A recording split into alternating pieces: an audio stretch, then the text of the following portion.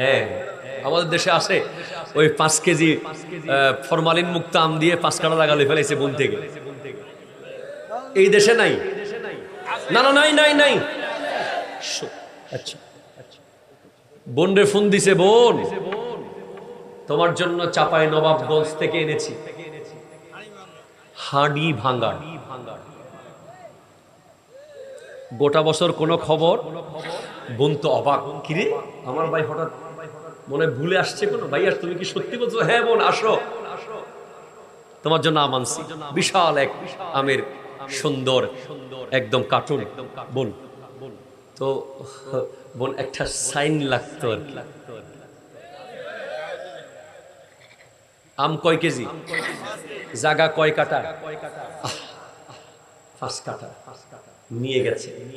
খোদার কসম করে বলতে পারি, যারা বনের সম্পদ দখল করেছে তারা রাস্তার ফকির হয়ে যাবে, হয়ে যাবে, হয়ে যাবে, হয়ে যাবে।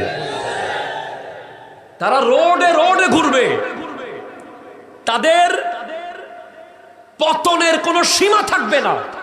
এটা আমি নিজে দেখেছি, আমার পরিচিত মানুষ আছে যারা বনের সম্পদ খেয়েছে, বন থেকে প্রতারণা করে জায়গা নিয়ে ফেলেছে, তারা এমন পতন হয়েছে যে ভিক্ষা করা থালা পর্যন্ত আর থাকবে না।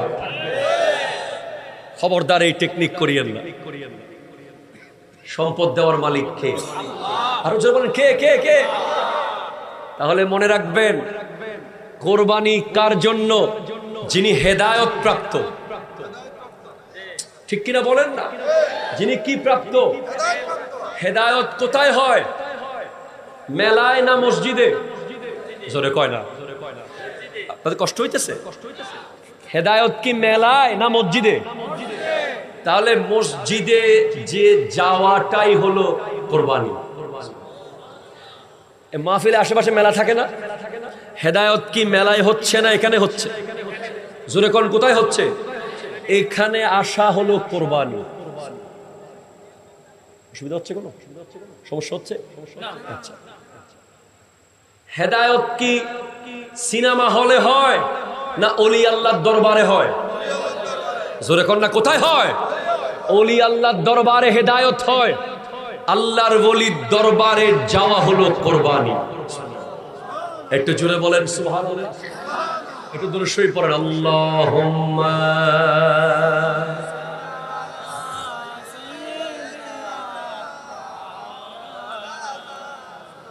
ওয়া আলা আলি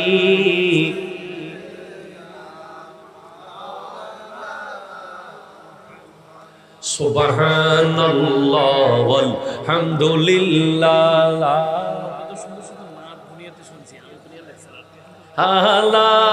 ইলাহা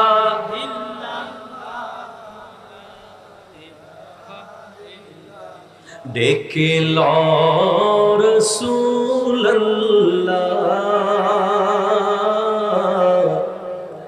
রওজা পাকের কিনারে। হুজুর খুব অনুরোধ করলেন, উনি একজন লেকচারার মানুষ, তাই এক লাইন নাতে রাসূল শুনতে চাচ্ছেন। তাই একটু সবাই যারা যারা কারা কারা মদিনা যাবেন, আল্লাহু আকবার, ইয়া রাসূলুল্লাহ, আমরা মদিনা শরীফ যাব কি যাব না? আবার আমার দেশে ফতোয়া আছে মদিনা শরীফ লাখে এক রাকাতে তো 50,000, মক্কায় তো এক রাকাতে 1 লাখ, কয় জামু না? এরকম মুফতি আছে না নাই? মনে রাখবেন, আমার নবী স্পষ্ট দোয়া করেছেন, আল্লাহুম্মা আনজিলিল বারাকাতা মিনাল মদিনাতে দিফাই।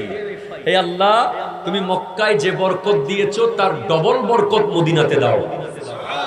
এজন্য মক্কায় যদি 1 রাকাতে 1 লাখ হয়, মদিনাতে 2 লাখ। সুবহানাল্লাহ, জোরে বলেন। তো যারা যারা মদিনা যাবেন তারা পড়িয়েন, যারা যাবেন না তারা চুপ থাকিয়েন, কোনো অসুবিধা নেই। যারা আজীবন থাকি যাবেন এই দেশগাঁওয়ে, তাদের পড়ার দরকার নাই। যারা যাবেন তারা পড়েন, ডেকে লো রাসূলুল্লাহ রওজা পাকের কিনারে, ডেকে লো রাসূল। ইকো দেন, ইকো। রওজা পাকের কিনারে আমি কেঁদে কেঁদে হই গো সারা, ধন্য করো দিদারে আমি কেঁদে কেঁদে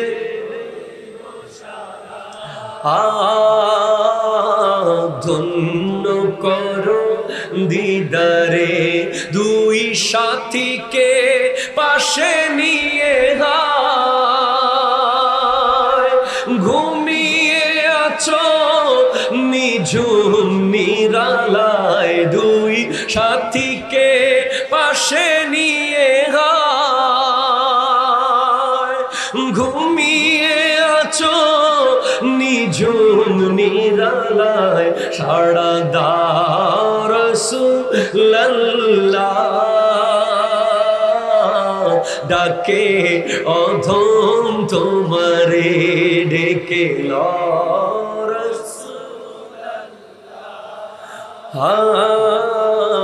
রওজা পাকের কিনারে আমি কেঁদে কেঁদে হই গো সারা, ধন্য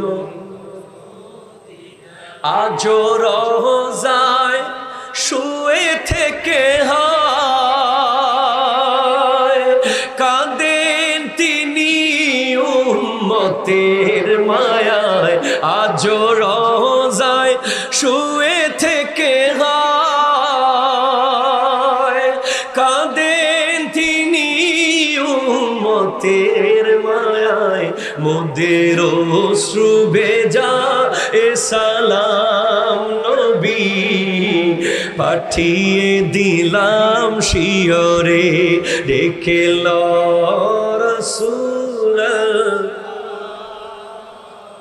রওজা। একটু চিৎকার দিয়ে বলেন না সুবহানাল্লাহ। তাহলে কোরবানি তাদের কবুল হবে যারা হেদায়েত প্রাপ্ত,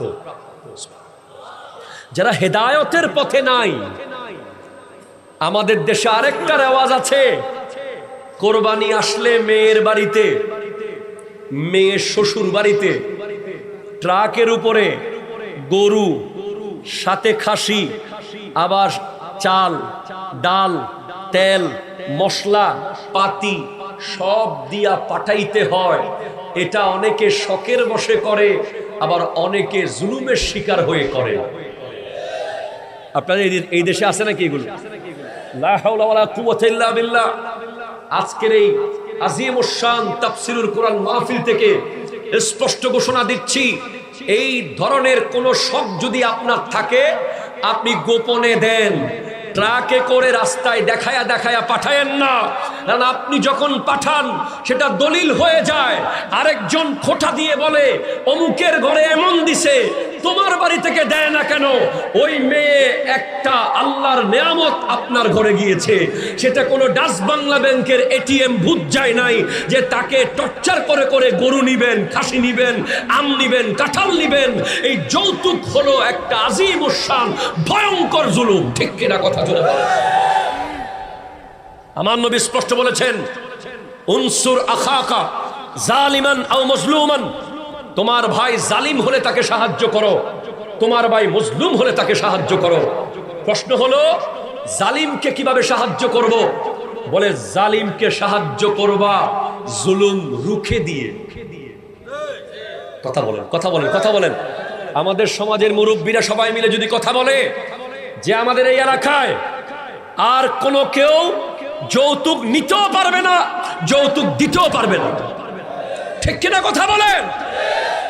আমরা হোসাইনি না ইয়াজিদি? আর হোসাইনি না ইয়াজিদি? হোসাইনিরা প্রতিবাদ করে, এজিদিরা চুপ থাকে, ঠিক কিনা বলেন? বড় বড় তাফসীর মাহফিল করলে হবে না।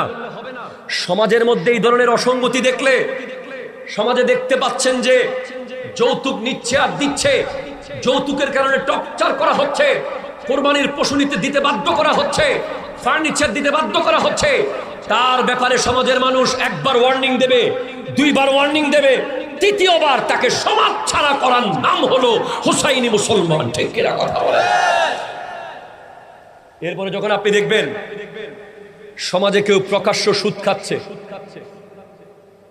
নাই লাখে 10,000 পার্টি নাই, লাখে 3,000 নাই, লাখে 5,000 নাই। আরে ভাই, এই ধরনের মানুষ তো এখন মসজিদের সভাপতিও হয়ে যায়, সেক্রেটারিও হয়ে যাচ্ছে, বিশাল বড় বড় পোস্টে। এখন আর তাকওয়া দিয়ে সিদ্ধান্ত নেওয়া হয় না, 10 টন রড দিলে সভাপতি। আছে না নাই? এরা আবার খতিবের ইন্টারভিউ নেয়। এক জায়গায় খতিবের ইন্টারভিউ নিচ্ছে, বলেন কিয়ামতের আলামত বলেন। খতিব বলতেছে আপনি যে আমার কিয়ামতের আলামত। ঠিক কিনা কথা জোরে বলেন।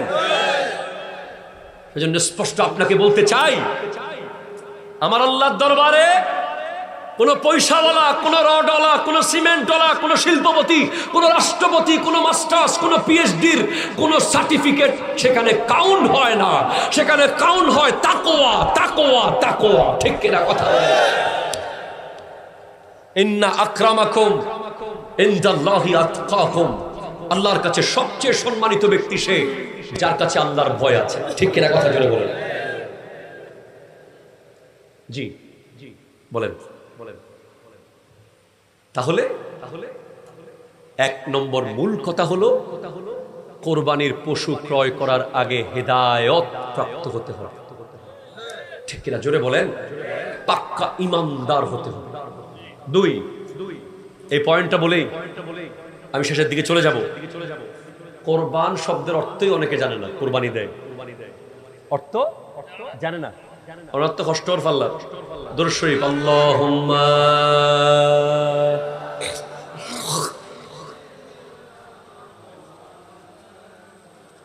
ওয়া আলা আলি সাইয়্যিদিনা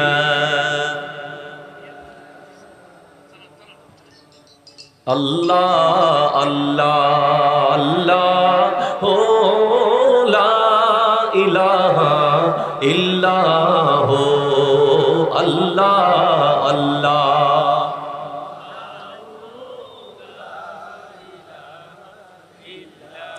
চিৎকার দিয়ে বলেন সুবহানাল্লাহ। কোরবান ভাইজান, কোরবান শব্দটি এসেছে কোরবুন থেকে। কোত্থেকে এসেছে? জোরে বলেন। কোরবুন। কোরবুন মানে নিকটবর্তী হওয়া। কি হওয়া? নিকটবর্তী হওয়া। যেই কাজ আল্লাহর নিকটবর্তী করে। শুধু গরু জবে করা কোরবানি না, শুধু মহিষ জবে করা কোরবানি না, শুধু ছাগল ভেড়া দুব্বা জবে করা কোরবানি না, বরং যেই কাজ করলে আল্লাহর নৈকট্য লাভ করা যায় সে সব কাজ করার নাম কোরবানি। নামাজ পড়াও কোরবানি। একটু জোরে বলেন না ভাই সুবহানাল্লাহ। রোজা রাখাও কোরবানি, হজ করাও কোরবানি, তাহাজ্জুদ পড়া কোরবানি, জুমার নামাজ পড়া কোরবানি। প্রত্যেকটা ওই কাজ কোরবানি যেটা আল্লাহর কাছে নিয়ে যায়। এরপরে কোরবান শব্দের আরেক অর্থ হলো তলোয়ারের খাপ। তলোয়ারের যেই প্যাকেটের মধ্যে তলোয়ার ঢুকিয়ে রাখা হয় ওই প্যাকেটটাকে বলে কোরবান। কেন বলা হয়? বলে কারণ আছে। তোমার তলোয়ারটা যখন বাইরে থাকে এটার মধ্যে অহংকার থাকে, এখন কেটে ফেলবো, এখন জবে করে দেব, এখন তোমাকে শেষ করে ফেলবো, এটা বিদ্যুৎ চমকানোর মতো উঠতে থাকে। আর যেই মাত্র তলোয়ার প্যাকেটের ভিতরে ঢুকে যায় তখন তলোয়ার বুঝাতে চায় আমি আমার অহংকার, আমার ধারালতা, আমার পাওয়ার, আমার স্ট্রেংথ, আমার শৌর্য বীর্য সব আমি লুকিয়ে ফেললাম।